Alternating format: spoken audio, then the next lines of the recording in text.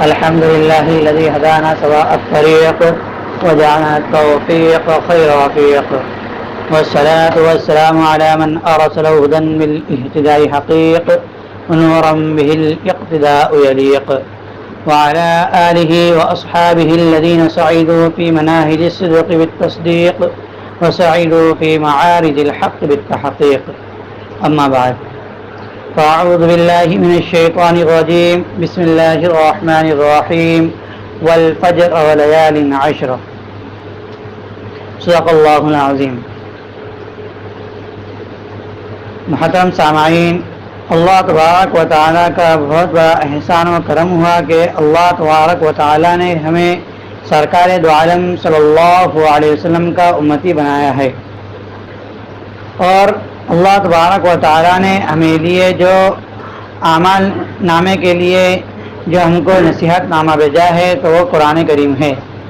اور قیامت تک قرآن مجید کے اندر کسی قسم کی تبدیلی نہیں ہو سکتی، اور قرآن مجید یہ کامل و اکمل کتاب ہے، اور قرآن مجید کے بعد کوئی کتاب انسانوں کی ہدایت کے لیے نہیں ہے، بلکہ سب سے اول نمبر پر جو کتاب ہے تو قرآن مجید ہے۔ قرآن مجید کے اندر اللہ تبارک و تعالیٰ نے ذکر کیا کہ اللہ تبارک و تعالیٰ نے جب آسمان اور زمین کو بنایا اور جب دنوں کو بنایا تو اللہ تبارک و تعالیٰ نے سال کے 12 مہینے رکھے ہیں، اور سال کے جو 12 مہینے ہیں، جس طرح ہمارے یہاں کاموں کا سیزن ہوتا ہے، مزدوری کا سیزن ہوتا ہے، اسی طرح اللہ تبارک و تعالیٰ نے سال کے 12 مہینوں کے اندر مختلف نیکیوں کے سیزن ہے کہ کچھ دنوں کے اندر نیکی کرنے کا ثواب اور ان کے دام سے بڑھ جاتا ہے، یعنی نیکیوں کا بھاؤ ان دنوں کے اندر بڑھ جاتا ہے۔ تو ہم نے یہ بارہا سنا ہے کہ رمضان المبارک کے اندر نیکیوں کا دام بڑھ جاتا ہے کہ 1 کے 70 نیکیاں ملتی ہے، یعنی اگر تم ایک نیکی کریں گے تو اللہ تبارک و تعالیٰ تم کو 70 بلکہ 700 گنا تک تم کو ثواب دیں گے۔ تو اسی طرح آپ صلی اللہ علیہ وسلم نے ذکر کیا ہے کہ زمانے جہالت کے اندر بھی 4 مہینے جو حرمت والے تھے، بابرکت تھے، اور اسلام کے اندر بھی حرمت والے اور بابرکت ہے۔ زمانے جہالت میں حرمت والے اور بابرکت اس طرح تھے کہ جب کفار مکہ میں اور زمانے جہالت کے لوگوں میں جب لڑائیاں ہوتی تھیں تو ان 4 مہینوں کے آنے کے بعد ان 4 مہینوں کے اندر وہ لڑائی کو بند کر دیتے تھے، ان 4 مہینوں کے اندر وہ لڑائی نہیں کرتے تھے۔ تو 3 مہینے ساتھ میں آتے ہیں اور 1 مہینہ الگ آتا ہے۔ 3 مہینے ساتھ میں ہے ذی القعدہ، ذی الحجہ اور محرم، اور 1 مہینہ جو ہے تو رجب۔ تو ان 4 مہینے کے اندر زمانے جہالت کے اندر لڑائی اور جھگڑے بند ہو جایا کرتے تھے، اور اسلام کے اندر بھی یہ مہینے حرمت والے ہیں۔ اور ہم جس اوقات سے گزر رہے ہیں، جس وقت میں گزر رہے ہیں، تو آج کی تاریخ ذی القعدہ کی 29ویں ہے، اور اسلامی مہینوں کا مدار یہ چاند کے اوپر ہے کہ آپ صلی اللہ علیہ وسلم نے فرمایا کہ اگر چاند دکھ جائے، 29 کو چاند دکھ جائے تو تم اگلے مہینے کی 1 تاریخ شمار کرو، اور اگر چاند نہ دکھے تو پھر پورا مہینہ 30 کا شمار کرو۔ تو اگر آج چاند دکھے تو آج مغرب سے ذی الحجہ کا مہینہ شروع ہو جائے گا، اور اگر چاند نہ دکھے تو پھر پرسوں سے یعنی کل مغرب سے ذی الحجہ کا مہینہ شروع ہوگا۔ یہ ذی الحجہ کا مہینہ اسلامی مہینوں کا سب سے آخری مہینہ ہے کہ پہلا مہینہ محرم ہوتا ہے اور آخری مہینہ ذی الحجہ ہوتا ہے، اور ذی الحجہ کے جو شروع کے جو 10 دن ہیں، ان 10 دنوں کی راتوں کے متعلق اللہ تبارک و تعالیٰ نے قرآن مجید میں قسم کھائی ہے کہ قرآن مجید کے 3 پارے کی سورہ فجر کے اندر اللہ تبارک و تعالیٰ فرماتے ہیں والفجر ولیال عشر، قسم ہے فجر کے وقت کی اور قسم ہے 10 راتوں کی۔ تو یہ جو 10 راتیں ہیں، عبداللہ ابن عباس رضی اللہ عنہ فرماتے ہیں، عبداللہ ابن عباس رضی اللہ عنہ وہ صحابی ہے جو آپ صلی اللہ علیہ وسلم کے چراغاہی ہے، اور آپ صلی اللہ علیہ وسلم نے انہیں دعائیں دی تھی۔ ایک دعا دی تھی کہ اللہم علمہ الکتاب وفقہہ فی الدین، کہ اللہ اس کو کتاب کا علم عطا فرما اور اس کو دین کے اندر سمجھ بوجھ اور عطا فرما۔ تو کتاب کے علم سے قرآن مجید کی تفاسیر کا علم ہے۔ تو صحابہ اکرام رضی اللہ عنہم میں سب سے زیادہ تفسیر کو جاننے والے، قرآن مجید کے احکامات کو جاننے والے حضرت عبداللہ ابن عباس رضی اللہ عنہ ہے۔ تو عبداللہ ابن عباس رضی اللہ عنہ فرماتے ہیں کہ ان 10 راتوں سے مراد ذی الحجہ کی 10 راتیں ہیں۔ جب اللہ تبارک و تعالیٰ نے ان ذی الحجہ کی ان 10 راتوں کی قسم کھائی ہے تو ہم اسے اندازہ لگا سکتے ہیں کہ ذی الحجہ کی 10 راتیں کتنی بابرکت ہے اور کتنی اہمیت کی حاصل ہے۔ اور قرآن مجید کے دوسرے پارے کے اندر ہے وَاذْكُرُوا اللَّهَ فِي أَيَّامٍ مَّعْدُودَاتٍ کہ تم اللہ تبارک و تعالیٰ کو مقرر دنوں کے اندر یاد کرو۔ تو دوسرے پارے کی اس آیت سے مراد یہ ہے کہ ان مقرر دنوں سے مراد ذی الحجہ کے 10 دن ہیں، اور ان 10 ذی الحجہ کے دن کے بارے میں آپ صلی اللہ علیہ وسلم نے فرمایا کہ جو شخص ان 10 دنوں کے اندر کوئی عمل کرتا ہے تو اس کا وہ عمل اللہ تبارک و تعالیٰ کو اور دنوں میں عمل کرنے سے زیادہ محبوب ہے۔ تو صحابہ رضوان اللہ علیہم اجمعین نے عرض کیا یا رسول اللہ کیا جہاد بھی ان دنوں کے علاوہ کرنے سے جہاد سے بھی افضل ہے؟ تو آپ صلی اللہ علیہ وسلم نے فرمایا ہاں ان دونوں میں عمل کرنا جہاد سے بھی افضل ہے، البتہ یہ ہے کہ جو شخص جہاد کے اندر اپنی جان اور مال کو لے کر نکلے اور وہ کسی بھی چیز کو واپس نہ لائے، یعنی وہ شہید ہو جائے، تو جو شہید ہو جائے تو اس کا شہید ہو جانا افضل ہے۔ لیکن جو شخص جہاد کے اندر اعلاء کلمۃ اللہ کے لیے اللہ تبارک و تعالیٰ کو دین کو بلند کرنے کے لیے نکلے تو اس سے بھی زیادہ ان دنوں کے اندر عمل کرنا افضل ہے۔ تو یہاں پر ایک سوال یہ ہوتا ہے کیا رمضان المبارک کا آخری عشرہ کے 21 سے 30 روزے جو ہیں تو یہ زیادہ افضل ہے یا ذی الحجہ کے 10 دن افضل ہے؟ کہ فرمایا گیا کہ رمضان المبارک کے آخری عشرے کے اندر اللہ تبارک و تعالی ہر ایک رات میں 70,000 بلکہ اس سے زیادہ لوگوں کی مغفرت فرماتے ہیں اور جہنم سے ان کو آزاد فرماتے ہیں۔ تو کیا رمضان المبارک کا آخری عشرہ افضل ہے یا ذی الحجہ کا یہ پہلا عشرہ افضل ہے؟ پہلا عشرہ مراد یعنی ذی الحجہ کے 10 دن افضل ہے۔ تو علامہ ابن تیمیہ رحمۃ اللہ علیہ فرماتے ہیں کہ رات کے اعتبار سے رمضان المبارک کی آخری عشرے کی رات مبارک ہے، کیونکہ ان آخری عشرے کی راتوں کے اندر شب قدر ہوتی ہے۔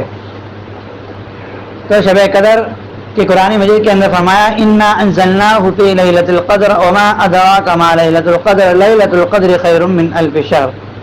کہ اللہ تبارک فرماتے ہیں کہ ہم نے ایک مبارک رات اتاری ہے،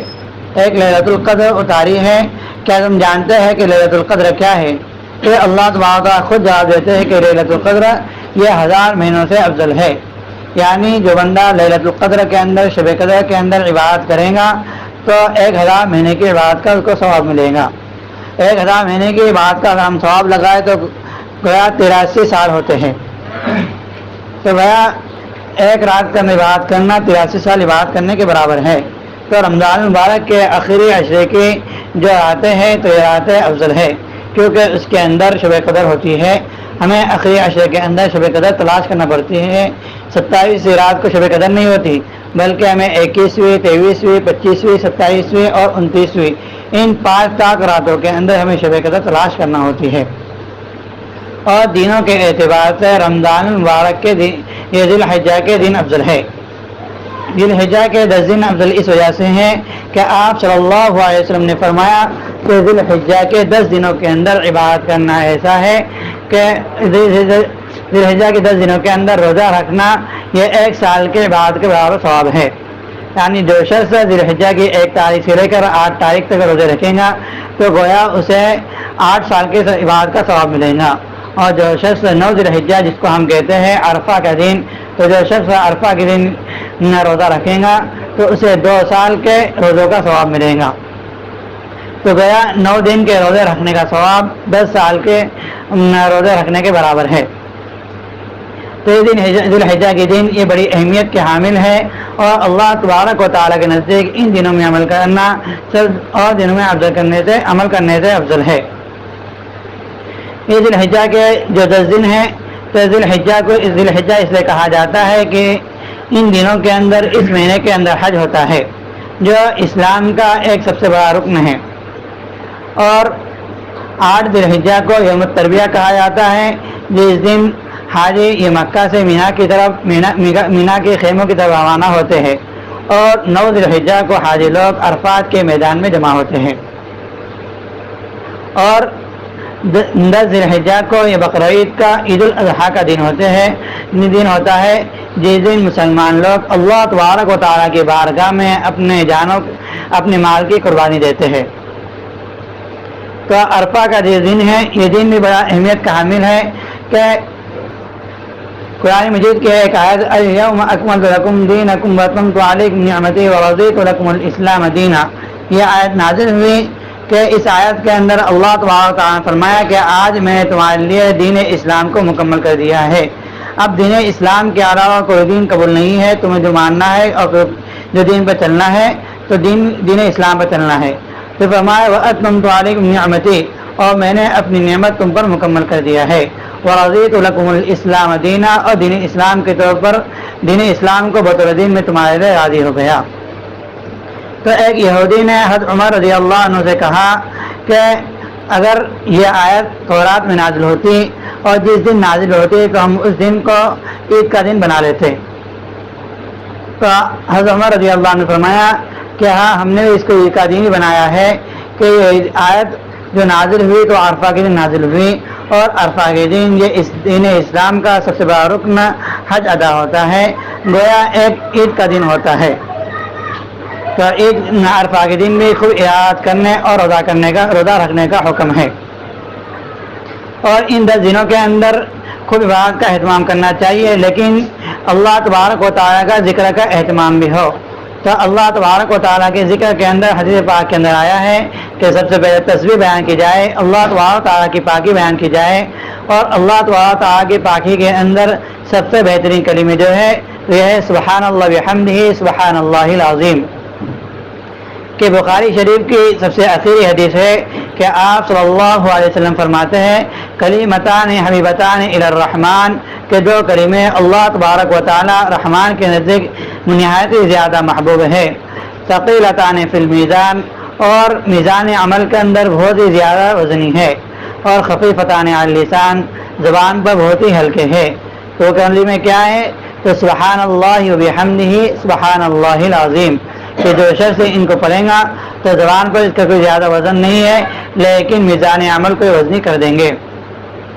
اور ہمیں ان دنوں کے اندر اللہ تبارک و تعالیٰ کی حمد بیان کرنا ہے، اور اللہ تبارک و تعالیٰ کی تکبیر بڑائی بیان کرنا ہے۔ اور 9 ذی الحجہ سے لے کے 13 ذی الحجہ کی عصر تک ہر فرض نماز کے بعد میں، چاہے آدمی ہو یا عورت، چاہے امام ہو یا منفرد، چاہے مقتدی ہو، چاہے مرد ہو یا عورت، ہر ایک پر فرض نماز کے بعد ایک مرتبہ بلند آواز سے تکبیر تشریق پڑھنا ضروری ہوتی ہے، بلکہ تکبیر تشریق پڑھنا واجب ہے کہ اللہ اکبر لا الہ الا اللہ واللہ اکبر وللہ الحمد، یہ ہر فرض نماز کے بعد پڑھنا یہ واجب ہے۔ لیکن ان 10 دنوں کے اندر فرض نماز کے علاوہ چلتے پھرتے پڑھنا بھی افضل ہے، کہ حدیث پاک کے اندر ہے کہ حضرت ابو ہریرہ رضی اللہ عنہ اور حضرت عبداللہ ابن عمر رضی اللہ عنہما یہ مدینہ کے بازاروں میں، بصرہ کے بازاروں میں چلے جاتے تھے، اور جا کر وہاں پر بلند آواز سے یہ تکبیر تشریق پڑھتے، اور ان کو دیکھ کر، ان کو سن کر اور بھی لوگ یہ تکبیر پڑھنے لگتے، گویا کہ شہر کے اندر تکبیر کے صدائیں ہو جاتی۔ تو اس لیے ہمیں بھی چاہیے کہ ان دنوں کے اندر ہم تکبیر تشریق کثرت سے انفرادی چلتے پھرتے اٹھتے بیٹھتے پڑھنے کا اہتمام کریں، اور ان دنوں کے اندر ہم اللہ تبارک و تعالیٰ کی خوب عبادت کریں، کیونکہ ان دنوں کی اہمیت سب سے زیادہ ہے، کہ ان دنوں کے اندر جو ہے کہ رمضان مبارک کے آخر عشرے سے بھی زیادہ ان دنوں کی فضیلت ہے۔ تو اس لیے ہمیں چاہیے کہ ہم ان نیکی ہوئے سیزن کو ہاتھ سے نہ جانے دیں، اور خوب اللہ تبارک و تعالیٰ کی عبادت کریں، اللہ تبارک و تعالیٰ کو راضی کریں۔ اللہ تبارک و تعالیٰ ہم سب کو عمل کرنے کی توفیق عطا فرمائیں۔ وآخر دعوانا الحمدللہ رب العالمین۔ جن حضرات کی سنتیں باقی ہو سنتیں ادا کر لیں۔